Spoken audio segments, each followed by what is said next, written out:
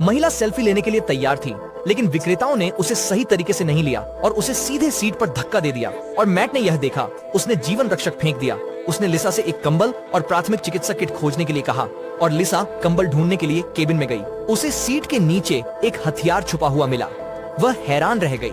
उसके पास सोचने का समय नहीं था। उसने कंबल उठाया और केबिन से बाहर भाग गई। तब तक उसकी माँ को भी मैट ने बचा लिया था। उसने अपनी माँ पर कंबल डाल दिया।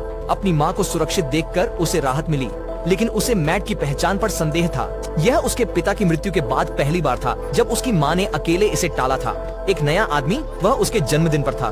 जो वे साथ में छुट्टी पर क्यों थे? लिसा की शंकाओं को दूर करने के लिए मैट्टी ने एक बंदूक निकाली और लिसा को एक्सपी शूट करना सिखाया। वह एक पुलिसकर्मी था। नाव पर जो बंदूकें थीं, वे सुरक्षा के लिए थीं।